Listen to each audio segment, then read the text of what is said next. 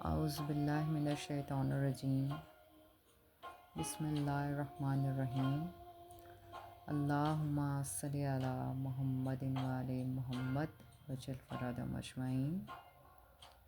Viewers, آج کا ہمارا ٹاپک اور چیپٹر ابو البشر حضرت آدم علیہ السلام کی تخلیق کا پارٹ 2 بیان کیا جاتا ہے۔ چلیں شروع کرتے ہیں۔ بسم اللہ الرحمن الرحیم۔ الحمد للہ رب العالمین والصلاة والسلام علی سید الانبیاء والمرسلین محمد وآل طیبین الطاہرین، اما بعد۔ امیر المومنین حضرت علی ابن ابی طالب علیہ السلام نے فرمایا،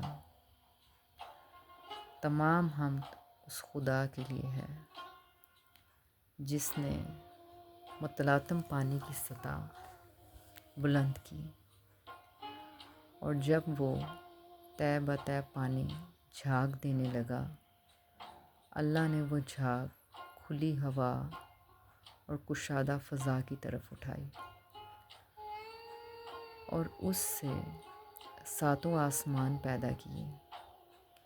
نیچے والے آسمان کو رکی ہوئی موج کی طرح بنایا اور اوپر والے آسمان کو محفوظ چھت اور بلند عمارت کی صورت میں اس طرح قائم کیا کہ نہ ستونوں کے سہارے کی حاجت تھی، نہ بندھنوں سے جڑنے کی ضرورت۔ پھر ان کو ستاروں کی سج دھج اور روشن تاروں کی چمک دمک سے آراستہ کیا اور ان میں سنو پاش چراغ اور جگمگاتا چاند رواں کیا، جو گھومنے والے فلک، چلتی پھرتی چھت اور جنبش کھانے والی لو میں ہے۔ پھر خداوند عالم نے بلند آسمانوں کے درمیان شگاف پیدا کیے اور ان کی وسطوں کو طرح طرح کے فرشتوں سے بھر دیا۔ کچھ ان میں سرسجود ہیں جو رکوع نہیں کرتے، کچھ رکوع میں ہیں جو سیدھے نہیں ہوتے، کچھ صفیں باندھے ہوئے ہیں جو اپنی جگہ نہیں چھوڑتے، اور کچھ پاکیزگی بیان کر رہے ہیں جو اکتاتے نہیں۔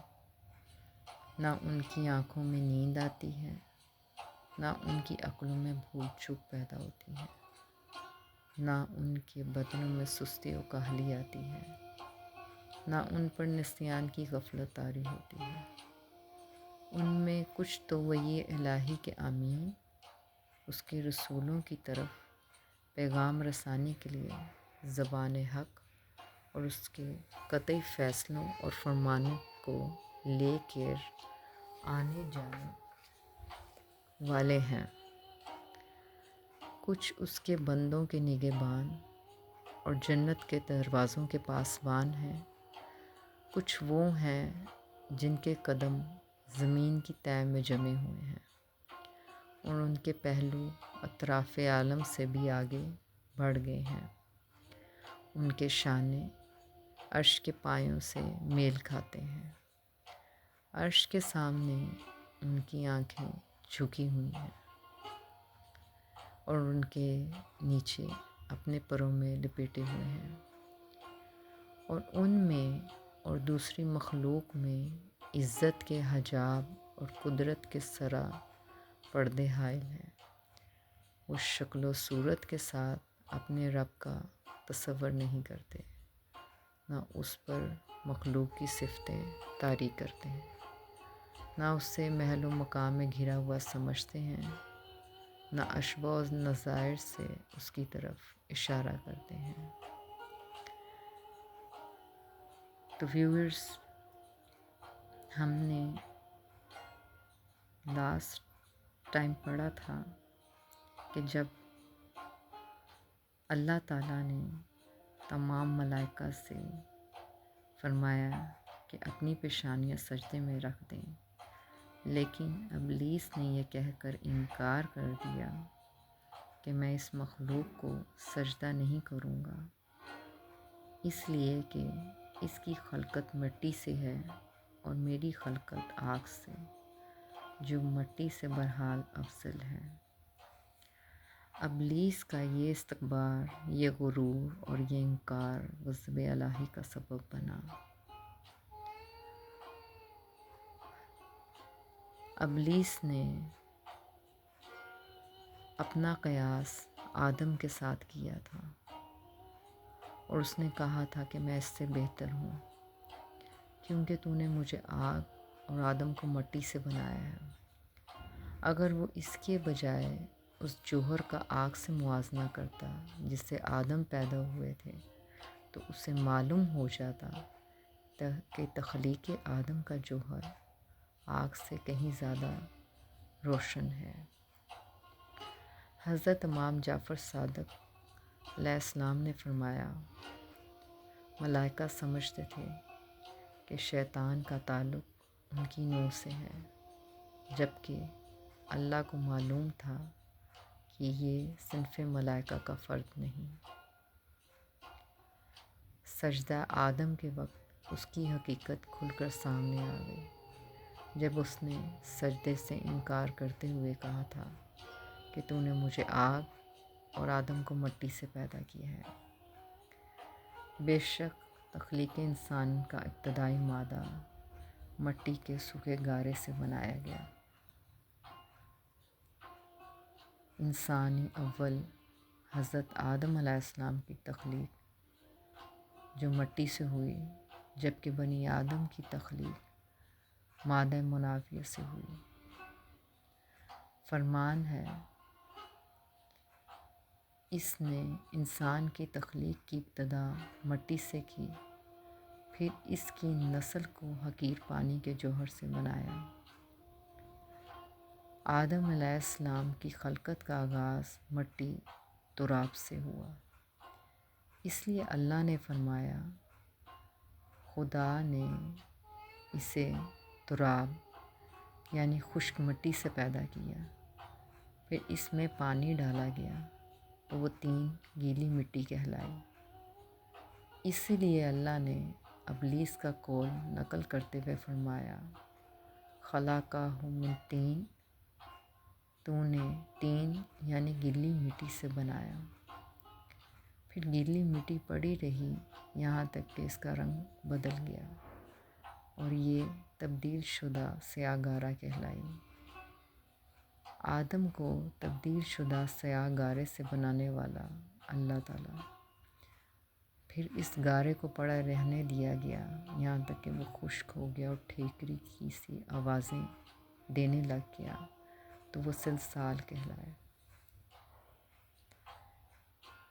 سلسال میں آواز دینے والی مٹی سے انسان بنانے والا رب کہتا ہے، وہ میں ہوں۔ لہٰذا تخلیق آدم کے متعلق قرآن مجید میں جو مختلف آیات دکھائی دیتی ہیں ان میں کوئی تضاد نہیں ہے، بلکہ ان میں مختلف حالتوں کو بیان کیا گیا ہے۔ اب یہاں پہ ہم جنات کی تخلیق کا ابتدائی مادہ بیان کرتے ہیں۔ قرآن حکیم میں ہے ترجمہ، اس سے قبل ہم جنات کو زہریلی آگ سے پیدا کر چکے ہیں۔ راغب مرفوعات میں لکھتے ہیں کہ سموم اس شدید گرم ہوا کو کہا جاتا ہے جو زہر جیسا اثر رکھتی ہو۔ لفظ جن کے معنی پوشیدہ چیز کے ہیں۔ جن ایک پوشیدہ مخلوق ہے۔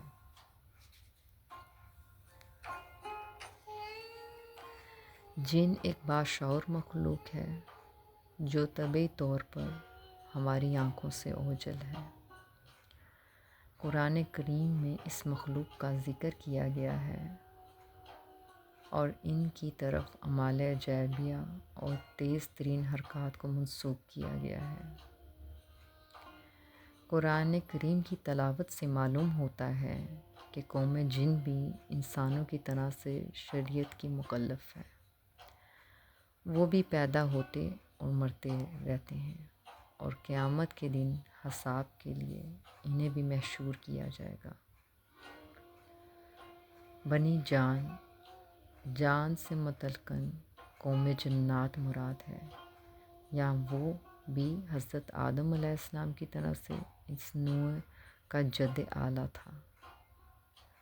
لفظ جان سے ابلیس لعین مراد ہے، کہا یہ جاتا ہے، یا اس سے وہ جن مراد ہیں جن کا تعلق نسل ابلیس سے ہے، یا پھر اس سے جنات کی ایک خاص نوع مراد ہے۔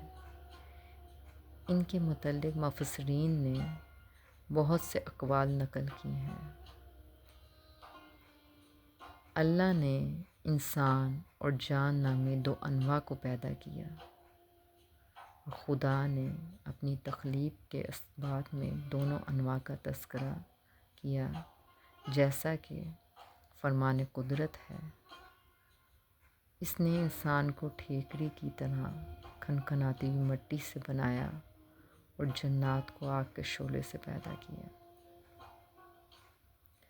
آیت قرآنی سے معلوم ہوتا ہے کہ جنات کی پیدائش ابلیس سے پہلے ہو چکی تھی، اور ابلیس اس قوم کا فرد اول نہیں تھا، جیسا کہ اللہ تعالیٰ نے فرمایا ابلیس کا تعلق قوم جن سے تھا، اس نے اپنے رب کے حکم سے سرتابی کی۔ ان آیات میں اللہ تعالیٰ نے انسان کے مورث اعلیٰ اور قوم جنات کے جد اعلیٰ کی تخلیق کو بیان کرتے ہوئے فرمایا کہ انسان کے مورث اعلیٰ حضرت آدم علیہ السلام تھے، اور ان کی تخلیق مٹی سے ہوئی ہے۔ ان کی نسل کا سلسلہ زوجین کے ملاپ سے قائم ہوا، جبکہ قوم جنات کے مورث اعلیٰ کی پیدائش آگ سے ہوئی ہے۔ آپ نے فرمایا ابلیس فرشتہ نہیں تھا، اس کا تعلق قوم جنات سے ہے۔ جان ابلیس کا والد تھا، اور قوم جنات میں مومن و کافر، یہود و نصارا اور مختلف ادیان کے پیروکار ہوتے ہیں۔ شیاطین کا تعلق نسل ابلیس سے ہے۔ اس نسل میں کوئی مومن نہیں ہے، البتہ صرف ایک فرد صاحب ایمان تھا، جس کا نام حام بن ہیم بن لاقیس بن ابلیس تھا۔ حضرت امام جعفر صادق علیہ السلام سے منقول ہے،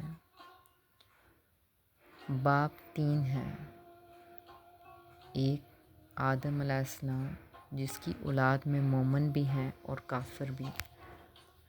دو، جان، اس کی نسل کافروں پر مشتمل ہے۔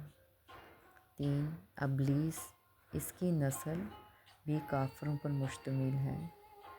ان میں زوجین کا ملاپ نہیں ہوتا، وہ انڈے دیتا ہے اور اس سے بچے پیدا ہوتے ہیں۔ اس کی نسل میں سارے ہی نر ہوتے ہیں، مادہ نہیں ہوتا۔ تو حضرت امام جعفر صادق علیہ السلام سے منقول ہے کہ اللہ تعالیٰ نے ملائکہ کو سجدہ آدم کا حکم دیا تو ابلیس کے علاوہ باقی تمام ملائکہ نے سجدہ کیا۔ ابلیس نے اپنے دل میں چھپا ہوا حسد ظاہر کیا اور سجدہ کرنے سے انکار کر دیا۔ خدا نے اس سے فرمایا کہ تو نے میرے حکم کے باوجود سجدہ کیوں نہیں کیا؟ اس نے کہا کہ میں آدم سے بہتر ہوں، کیونکہ میں آگ سے پیدا ہوا ہوں، جبکہ آدم مٹی سے پیدا ہوا ہے۔ امام علیہ السلام نے فرمایا کائنات میں سب سے پہلے ابلیس نے قیاس کیا تھا اور اس کے نتیجے میں تکبر کیا تھا، اور تکبر کے ذریعے سے اللہ کی پہلی نافرمانی عمل میں لائی گئی۔ ابلیس نے کہا خدایا مجھے آدم کے سجدے سے معذور رکھ، اور میں تجھ سے وعدہ کرتا ہوں کہ میں اس کے بدلے تیری اتنی عبادت کروں گا کہ کسی نے اتنی زیادہ عبادت نہیں کی ہوگی۔ اللہ تعالیٰ نے فرمایا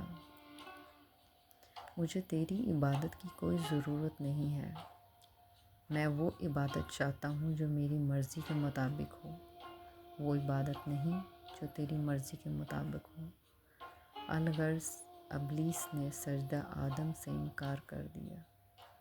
اللہ تعالیٰ نے اس سے فرمایا، تو یہاں سے نکل جا، تو رائندہ درگاہ ہے، اور قیامت کے دن تک تجھ پر میری لعنت برستی رہے گی۔ ابلیس نے کہا، پروردگار عالم، تو عادل ہے اور تو کسی کی حق تلفی نہیں کرتا، میرے اعمال کا بدلہ کہاں چلا گیا؟ خدا نے فرمایا، تو اپنے اعمال کا بدلہ مجھ سے اسی دنیا میں مانگ لے، میں تجھے دینے پر آمادہ ہوں۔ ابلیس نے کہا، مجھے روز قیامت تک بقا چاہیے۔ خدا نے فرمایا، میں نے تیری درخواست قبول کر لی۔ ابلیس نے کہا، خدایا مجھے اولاد آدم پر تسلط عطا فرما۔ خدا نے فرمایا، تیری یہ درخواست بھی قبول ہے۔ ابلیس نے کہا، مجھے ان کے جسم میں یوں گردش کرنے دے جس طرح سے خون ان کے جسم میں گردش کرتا ہے۔ خدا نے فرمایا، میں نے تیری یہ درخواست بھی قبول کر لی۔ ابلیس نے کہا، اگر نسل آدم کا ایک فرزند پیدا ہو تو میری نسل میں 2 بچے پیدا ہونے چاہیے۔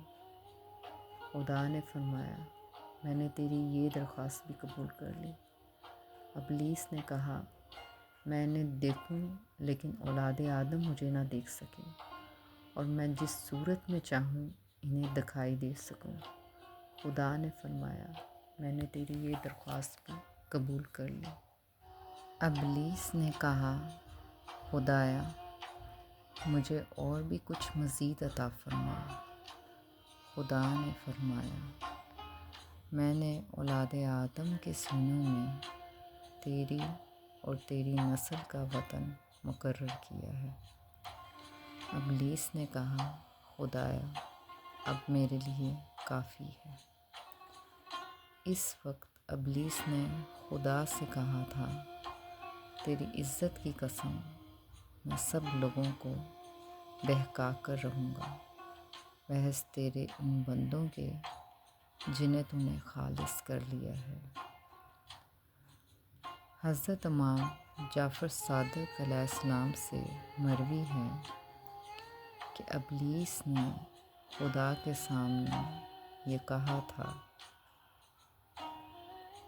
میں صراط مستقیم پر بیٹھ جاؤں گا اور ان کے آگے پیچھے اور دائیں بائیں سے انہیں بہکاؤں گا، اور تو اکثریت کو شکر گزار نہیں پائے گا۔ اس آیت میں صراط مستقیم سے حضرت علی علیہ السلام مراد یہ ہیں۔ مقصد یہ ہے کہ ابلیس حضرت علی علیہ السلام کی محبت و مودت اور ان کی پیروی سے روکتا ہے۔ ابلیس کا یہ استکبار یا غرور اور یہ انکار غضب الہی کا سبب بنا، اور پروردگار نے اسے اپنی جوار رحمت اور ملائکہ کی صفوں سے نکال کر مردود بارگاہ قرار دے دیا، جس کا نتیجہ یہ ہوا کہ اس کی ہزاروں سال کی عبادات اور ریاضات خاک میں مل گئیں، جن عبادات اور ریاضات کی وجہ سے اللہ تعالیٰ نے اس کو عزازیل کا عہدہ دے کر ملائکہ کی صف میں سردار بنایا تھا۔ اب اللہ کی بارگاہ سے مردود قرار پا کر ملائکہ کی صفوں سے باہر آ گیا اور ابلیس لعن کا خطاب مل گیا، مگر اس نے ہمت نہیں ہاری، بلکہ پروردگار سے اس نے انسان کی عظمت و برتری کو شکست دینے کے لیے قیامت تک کی زندگی اور مہلت لے لی، اور کہا کہ میں تیری اس مخلوق اور اس کی نسلوں کو گمراہ کر کے یہ ثابت کر دوں گا کہ یہ اس عظمت و بلندی کا مستحق نہیں ہے جو تیری طرف سے اسے عطا کی گئی ہے۔ پروردگار نے بھی یہ کہہ کر اسے زندگی اور مہلت دے دی کہ اس مخلوق کی نسل میں میرے کچھ مخصوص بندے ایسے بھی ہوں گے جو نیکی اور بشریت کی اس منزل کمال پر فائز ہوں گے جہاں تک تیری رسائی غیر ممکن ہے۔ بس آج کے ہم نے اس چیپٹر میں پارٹ 2 میں ابلیس کا تذکرہ کیا اور اب پارٹ 3 میں انشاءاللہ تعالی ہمارا یہ موضوع جاری ہے۔ والسلام۔ اللہم صلی علی محمد و آل محمد وجل فراد مجمعین۔